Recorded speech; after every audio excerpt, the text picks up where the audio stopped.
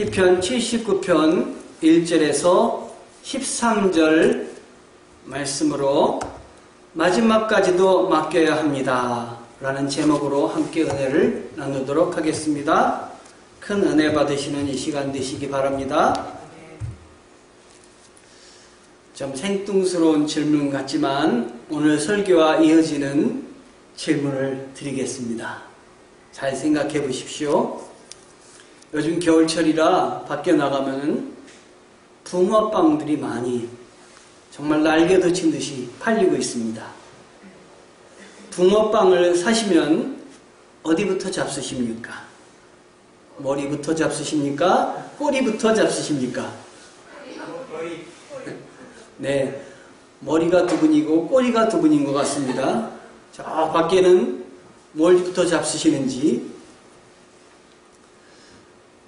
저는 머리를 먹을 때도 있고 꼬리부터 먼저 먹을 때도 있습니다. 왜냐하면 머리를 먹어도 팥이 있고 꼬리를 먹어도 팥이 있습니다. 어디부터 먹으나 팥이 있기 때문에 저는 아무 데서나 먹습니다.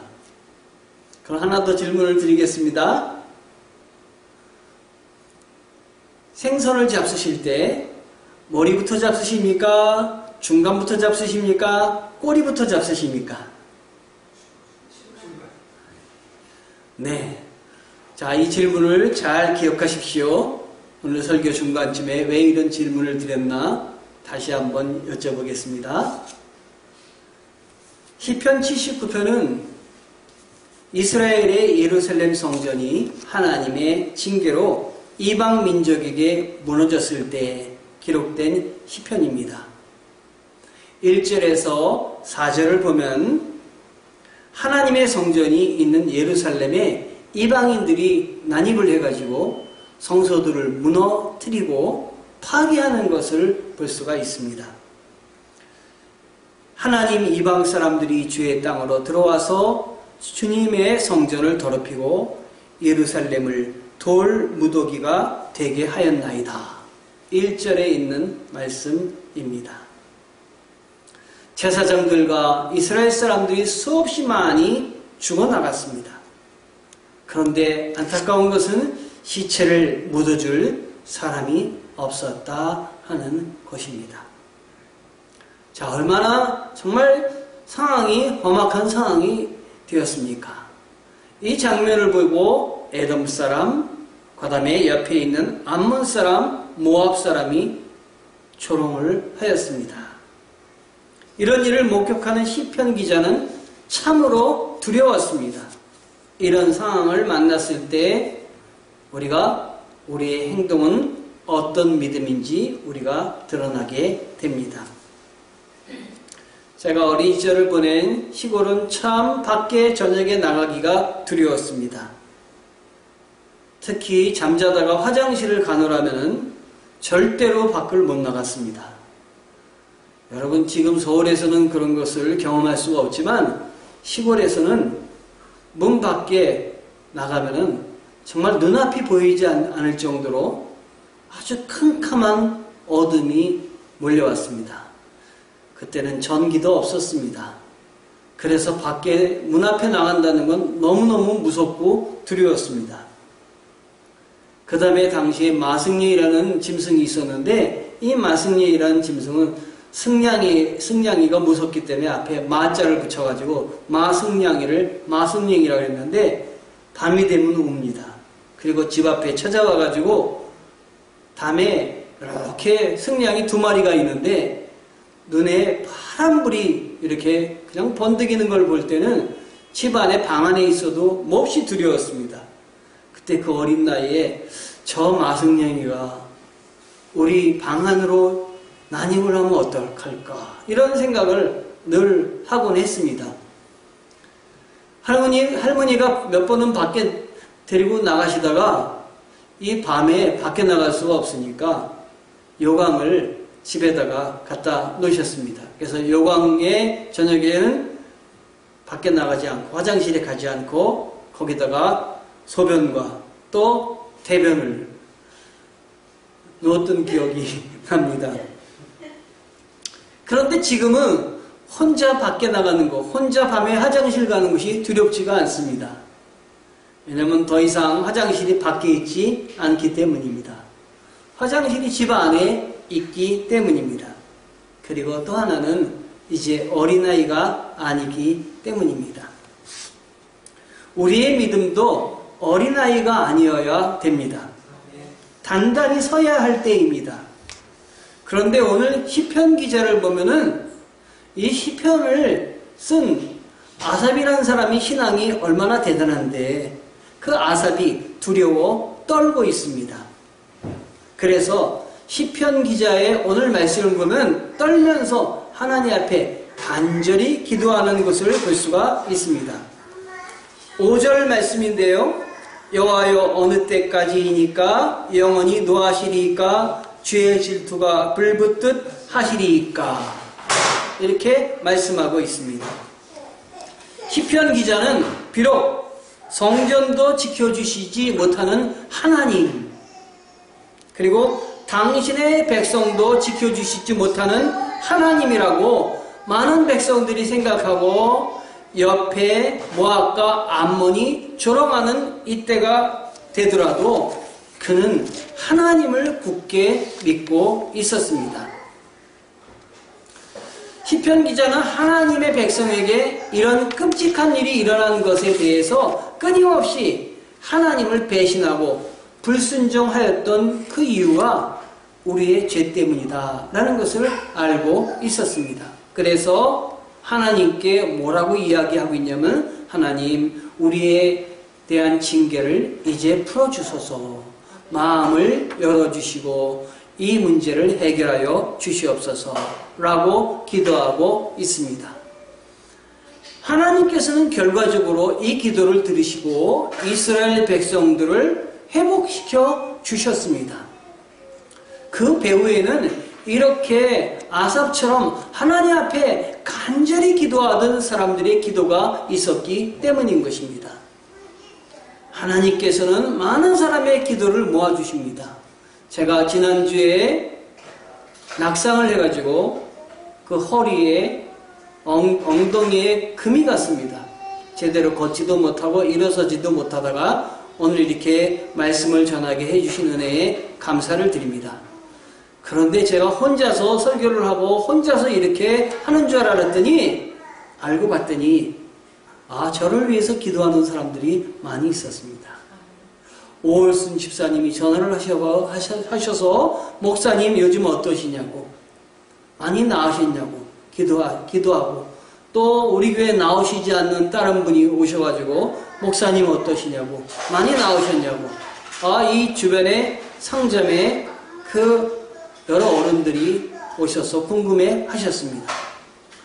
또 감동이 된 것은 아침에 카톡을 주고받는 미국에 있는 방규순 우리 권사님 따님께서 문자를 보내오셔갖고 목사님 어떻게 되셨어요? 어머니한테 들었는데 어머님이 기도해달라고 하셔서 기도를 하고 있습니다. 세상에 제가 전국적인 목사가 아니라 이제는 전 세계적인 목사로 미국에 있는 분들도 저를 위해서 기도하고 있습니다. 그래서 제가 지금 힘을 얻어서 여기 설교하고 있습니다. 제가 제 힘만으로 설교한다고 제가 제 힘만으로 목회한다고 절대 생각하지 않습니다. 제 뒤에는 여러 사람이 저를 위해서 중보 기도를 하고 있고 제 뒤에는 하나님이 지키시고 계시기 때문에 승리할 것입니다. 이겨낼 것입니다. 여기 있는 여러분들도 마찬가지입니다. 여러분이 여기 서 있는 것은 여러분의 혼자의 힘으로 서 있는 것이 절대로 아닙니다. 뒤에 여러분을 위해서 많은 분들이 기도했음을 잊지 마시기 바랍니다. 6절에 그래서 뭐라고 얘기하고 있냐면은 그는 하나님 밖에 없습니다라고 고백하면서도 그런데 시편 기자의 이 신앙은 어른 신앙이기도 하지만 또 한편 위기가 닥쳤을 때 어린아이와 같은 신앙인의 모습도 보이고 있습니다. 자신이 죄를 지었지만 자신들을 멸망시키는 이방인들은 아예 하나님을 믿지도 않으니 더 나쁘지 않습니까? 라고 호소를 하고 있습니다. 6절을 보면 다 같이 한번 같이 읽어보겠습니다. 6절이요. 주를 알지 못하시는 민족들과 주의 이름을 부르지 아니하는 나라에게 주의 노를 쏟으소서. 7절 그들이 야곱을 삼키고 그의 거처를 황폐하게 함이니이다. 아멘. 자, 이렇게 말씀하셨습니다. 또한 10절도 한번 읽어보겠습니다. 이방 나라들이 어찌하여 그들의 하나님이 어디 있느냐 말하니까 주의 종들이 피 흘림에 대한 복수를 우리의 목전에서 이방 나라에게 보여주소서. 12절입니다. 주여 우리 이웃이 주를 비방한 그 비방을 그들의 품에 7배나 갚으소서. 자, 이 기도 속, 이 부르짖음 속에서는 하나님에 대한 감사보다는 하나님에 대한 원망이 아주 정말 가득합니다. 13절을 읽어보겠습니다. 우리는 주의 백성이요 주의 목장의 양이니 우리는 영원히 주께 감사하며 주의 영예를 대대히 전하리이다. 아멘. 그는 하나님께 뭐라고 기도하고 있냐면 하나님이 함께해 주실 줄 믿습니다. 우리를 늘 지켜주실 줄 믿습니다. 이렇게 기도한 것이 아니라 하나님이 이 문제를 다 해결하신다면은 우리가 하나님께 대대로 찬양을 드리며 영광을 드리겠습니다. 즉, 이 신앙은 무조건적인 신앙이 아니라 조건적인 신앙으로 기도하고 있음을 볼 수가 있습니다. 감사하지만 지금 이 상황은 감사할 수 없으니 해결해 주시면 감사하겠습니다. 라고 말하고 있는 것입니다. 하나님께서는 이 시인에게 보여주시지 않은 것이 있습니다.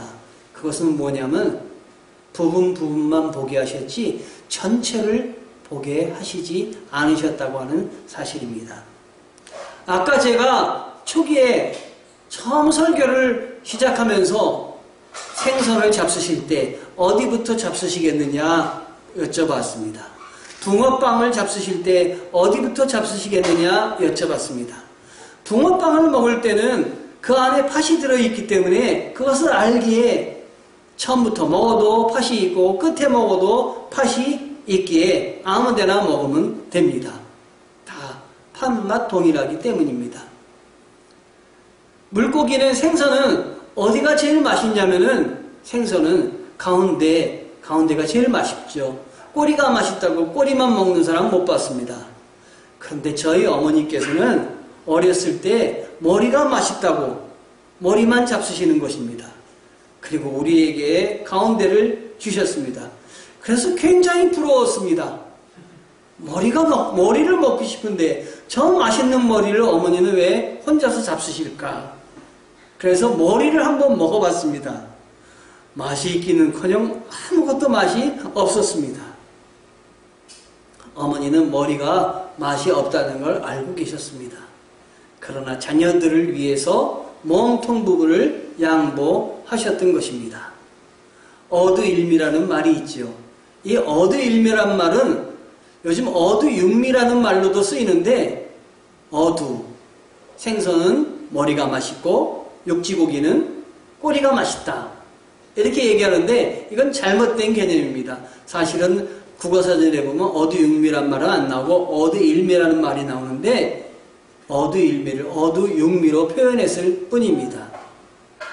어두일미가 되려면은 이 생선의 머리 쪽에 있는 고기는 얼마 없기 때문에 그 머리 쪽에 있는 고기가 맛있으려면 이 생선은 참 큰 생선이어야 됩니다. 이렇게 큰 생선은 머리만 맛있는 것이 아니라 몸통도 맛있고 꼬리 부분도 다 맛있습니다. 그러므로 우리가 어두일미에 생선 머리를 먹지 않고 생선 중간을 먹고 꼬리를 먹지 않고 가운데를 먹는 것은 생선의 맛을 알기 때문에 택할 때 그렇게 택하는 것입니다. 그런데 이 시인은 그만 자기가 기도하는 시작과 끝이 어떻게 될지 알지 못하고 있습니다. 그래서 그는 하나님이 어떻게 이 일들을 해결해 주실지 알지 못하고 지금 기도하고 있는 것입니다. 그러니까 그의 기도는 편협한 기도일 수밖에 없다고 하는 것입니다. 시인은 그러므로 하나님 앞에 이렇게 하나님이 해결해 주시면 감사하리이다, 찬송하리이다 이렇게 이야기하고 있는 것입니다. 비록 시인이 전체를 못 보고 이렇게 기도하고 있지만 하나님은 이 시인을 꾸짖지 않으시고 이스라엘 백성들을 이 시인의 기도처럼 회복시켜 주셨습니다. 이스라엘을 무너뜨리던 나라들과 주위에 조롱하던 많은 나라들은 이 시인의 기도대로 모두 멸망하게 해 주셨습니다. 시편 기자는 모든 것을 보지 못했기 때문에 이렇게 편협한 기도를 드릴 수밖에 없었지만 그의 마음은 눈앞에 일어나는 끔찍한 일들로 말미암아 정말 몸소리 칠 지경입니다. 그가 고통스러웠던 것은 이스라엘 백성들을 향한 하나님의 진정한 사랑을 알지 못했기 때문인 것입니다. 우리 입시생들이 자기가 시험 보고 나서 결과를 예측할 수 있다면, 만약에 합격하는 것을 알고 시험 볼 수 있다면 얼마나 처음부터 담대할 수가 있겠습니까? 그러나 불행히도 시험 결과를 알 수 없기 때문에 중간에 떨 수밖에 없고 정말 우리가 걱정스러울 수밖에 없는 것입니다. 중간에 한 부분만 보니 하나님이 이해가 되지 않았던 것이 이 시인인 것입니다. 심지어는 두렵기까지 했고 심지어는 원망스럽기까지 했던 것입니다. 여기 있는 우리도 마찬가지입니다. 하나님은 살아계시고 의로우신 은혜로우신 하나님이십니다. 처음부터 마지막까지 전 과정을 본다면은 누구나 그런 고백을 할 것입니다. 모든 과정을 알고 나면 하나님 감사합니다. 하나님 잘하셨습니다. 돌아보니 하나님의 은혜였습니다. 지금까지 나와 함께 하셨군요. 이렇게 우리는 고백할 수 있을 것입니다. 그러나 한 두 분, 한순간순간만을 보면은 전체를 보지 못하면 은혜의 하나님이신지 정말 능력의 하나님이신지 우리를 끝까지 지키시는 하나님이신지 믿어지지도 않고 원망스러워지는 것입니다. 그러므로 믿음의 근거를 변화하는 환경과 우리의 생활이 펼쳐지는 시간에 맞추어서 우리 하나님께 드리면 절대 안 됩니다. 변함없는 하나님, 영원히 변치 않으시는 분, 이런 하나님께 목적을 두고 살아야 되는 것입니다. 그런데 이렇게 살기란 사실 쉬운 일이 아닙니다. 우리 주님은 이 땅에 오셔서 자신이 무엇을 하셔야 될지, 자신에게 주어진 일들이 어떻게 진행되어야 될지 다 아셨습니다. 그래서 무슨 일을 할 때마다 구약 성경에 예언자 누구를 통해서 예언한 것을 내가 이루었다 이야기하셨습니다. 그리고 제자들에게 내가 앞으로 나를 배반하게 되리라 이렇게 얘기하셨습니다. 그런데 이런 주님이 십자가 앞에서 어떤 반응을 보이시냐면, 주님, 저는 이 잔을 마시기를 원치 않습니다. 이 잔을 내가 피할 수 있다면 피하고 싶습니다. 십자가의 잔, 죽음의 잔을 피하기를 원하셨습니다. 그렇게 모두 다 아셨던 주님도 인간의 연약함 속에는 어찌할 수가 없으셨습니다. 그러나 다시 하나님의 뜻을 내다보시며 전체를 보시고 하나님의 뜻에 따라 주님, 제 뜻대로 하지 마시고 아버지의 뜻대로 하옵소서라고 기도하시며 하나님 앞에 결단하시는 모습을 볼 수가 있습니다. 여기 있는 저희도 마찬가지입니다. 우리가 아무리 신앙이 깊어도 우리를 향한 정말로 도전하는 마귀의 세력도 대단히 힘이 세다는 것을 우리는 알아야 됩니다. 그러므로 한 시간도 깨어서 기도하지 않는다면 절대로 마귀의 괴계에서 벗어날 수 없으며 이길 수가 없다고 하는 것입니다. 갈릴리 그 가나안 혼인잔치에서 포도주가 떨어졌던 때를 아실 것입니다. 그때 예수님의 어머니 마리아가 종들에게 예수님께서 어떻게 하시든지 그대로 따라라, 순종해라 이렇게 이야기를 했습니다. 거기 있는 종들은 예수님께서 물로 갔다가 따라주라고 했을 때 그 물을 사람들에게, 손님들에게 가서 따라주었습니다. 사실 그것은 따라주기 힘든 것입니다. 물입니다. 물이 포도주가 되리라고 종들은 생각지도 않았습니다. 그러나 어머니께서 순종하라고 한 그 말을 듣고 그대로 따랐더니 물이 포도주가 되는 역사가 있었습니다. 예수님의 어머니는 예수님이 어떤 분이신지 이미 알고 계셨기 때문에 예수님이 뭐를 시키든지 그대로 하라 라고 믿음을 가지고 종들에게 지시했던 것입니다. 우리도 우리 하나님을 믿는다면 우리의 삶이 아무리 어렵더라도 우리의 삶에 정말 내가 감당하기 힘든 일들이 나에게 몰아닥친다 할지라도 끝내는 우리 하나님께서 나를 들어 승리하게 해주실 것이다 라는 믿음을 가지시고 생활하셔야 되겠습니다. 여러분, 다윗 아시지 않습니까? 다윗의 실수는 정말 말할 수 없이 많지 않았습니까? 그렇지만 다윗이 하나님 앞에 쓰임받았던 것은 그의 실수 때문이 아니었습니다. 실수를 회개하고 하나님 중심으로 살려고 했던 그것에서 하나님은 그를 들어 쓰셨습니다. 그 한 일을 어디서 우리가 찾을 수 있겠습니까? 사울을 죽일 수 있음에도 불구하고 자기 눈앞에 거저 들어왔음에도 불구하고 사울을 죽이지 않았습니다. 그의 부하들이 죽이라 했음에도 불구하고 그는 뭐라고 얘기했냐면 하나님께 기름 부음 받은 종을 내가 내 마음대로 할 수가 없다. 하나님께 기름 부음 받은 종은 하나님이 그 뜻대로 하실 것이다 라고 하며 그는 옷자락만을 베었던 것을 기억합니다. 다윗이 참 신앙인이었던 것은 바로 이런 모습입니다. 끝을 하나님께 맡겼던 것입니다.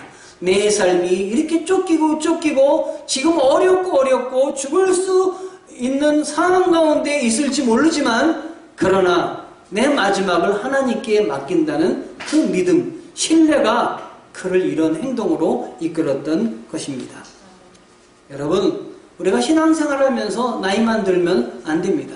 우리의 믿음도 성장해야 되겠습니다. 믿음이 자랐는지 아니면 옛날 믿음을 그대로 갖고 있는지 아닌지는 어려움을 겪어보면 압니다.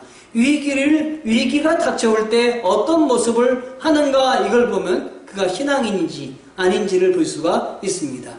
위기의 때에도 주님을 붙잡고 있으면 그 사람은 신앙인입니다. 그러나 위기 때에 주님이 온데간데 없어지고 내 생각만 앞서지고 내 행동과 방법만을 앞세우는 사람은 신앙인이라고 볼 수가 없습니다.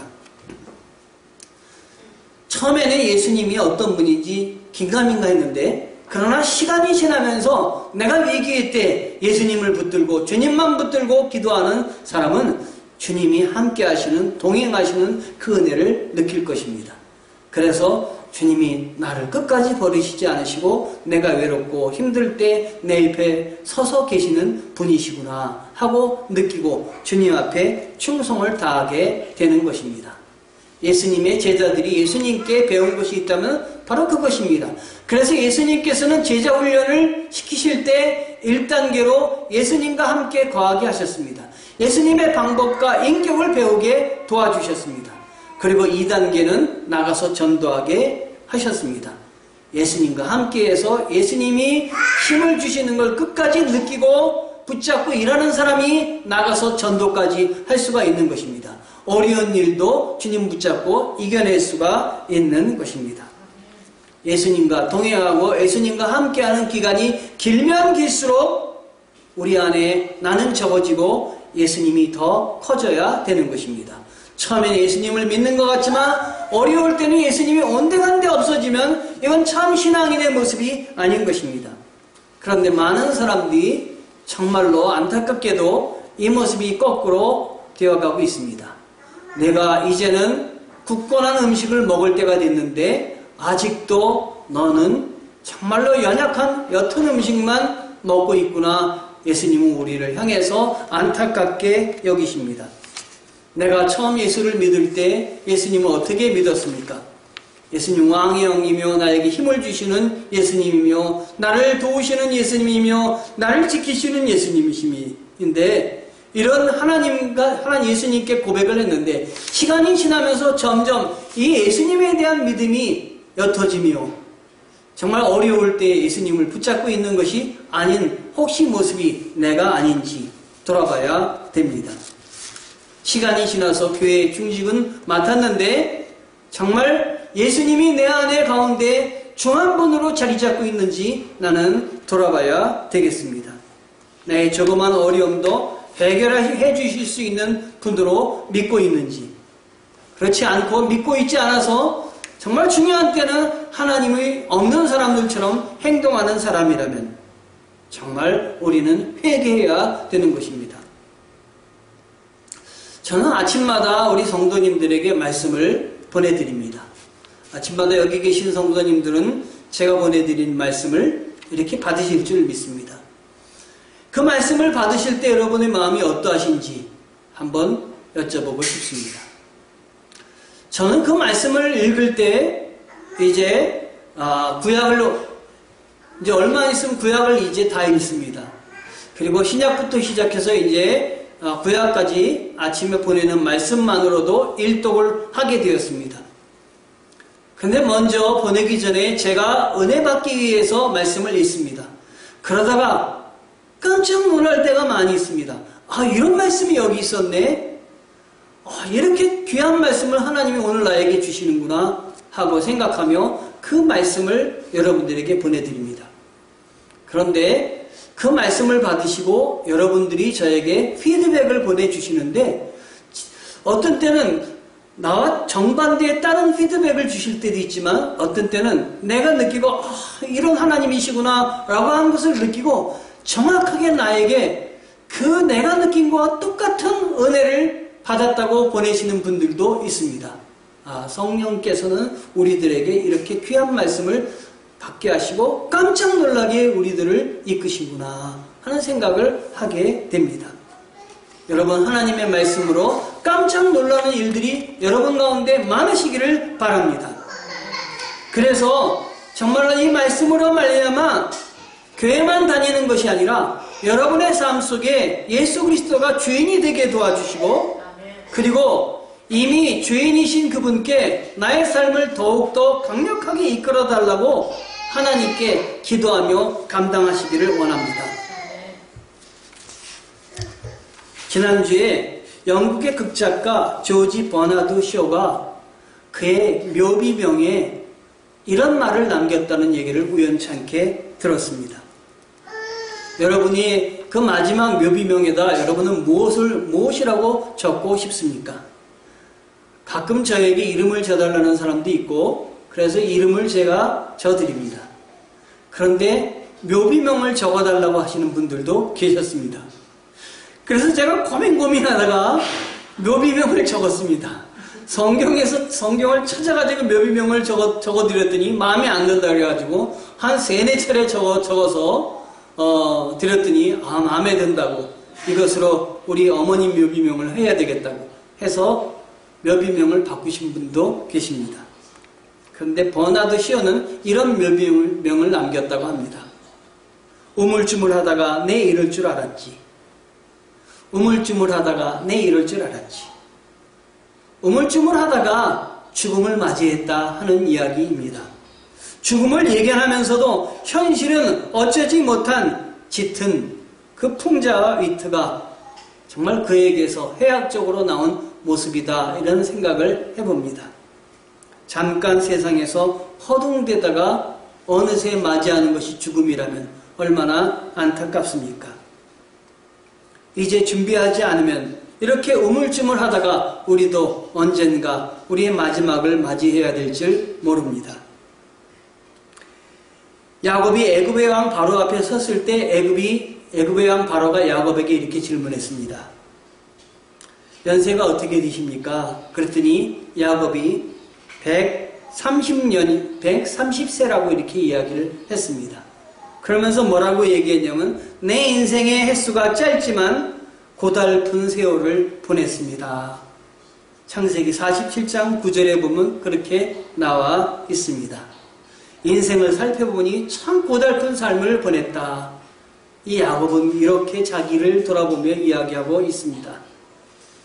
여러분에게 지금 여러분의 삶을 돌아보며 주님께서 어떻게 살았니? 라고 이야기하실 때 여러분은 뭐라고 대답을 하시겠습니까? 야곱처럼 참 고달픈 인생을 살다 주님 앞에 왔습니다. 이렇게 대답하시겠습니까? 저는 여러분의 고백이 은혜 있는 고백이기를 원합니다. 감사의 고백이기를 원합니다. 참 감사합니다, 하나님. 제가 며칠 아프다가 오늘 교회에 나왔습니다. 교회에 나와가지고 저 뒤에 앉아있는데 얼마나 감사한지, 정말 얼마나 내 마음속에 눈물이 나는지, 하나님, 저에게 하나님의 교회를 맡겨주시니 감사합니다. 이 부족한 저에게 하나님 양들을 맡겨주시고 기도하게 해주시니 감사합니다. 하나님, 저에게 이 양떼들이 나를 위해서 기도하게 해주시고 안부를 묻게 해주시니 감사합니다. 이런 고백이 나왔습니다. 왜 이런 고백이 나왔느냐? 하나님이 승리하게 해주실 것을 믿기 때문입니다. 하나님이 끝까지 나와 동행하여 주실 것을 저는 보고 있기 때문인 것입니다. 여러분이 지금 매우 힘들 때이십니까? 힘든 환경이 여러분들을 잡고 있어서 정말 고독하며 외롭고 고통스러우십니까? 하나님이 끝까지 여러분들을 붙들어 주시고 계시다는 사실을 잊지 마시기 바랍니다. 마지막 때를 준비하시면서 열심히 사시기를 바랍니다. 하나님께서는 믿는 자에게 마지막까지 함께 해주시고 지켜주실 것입니다. 우리가 마지막이 어떻게 될지 보지 못하고 믿지 못하기 때문에 염려할 수밖에 없지만 우리 하나님께서는 선택하신 우리를 세우시고 종국에 승리하게 하신다는 사실을 믿으시기 바랍니다.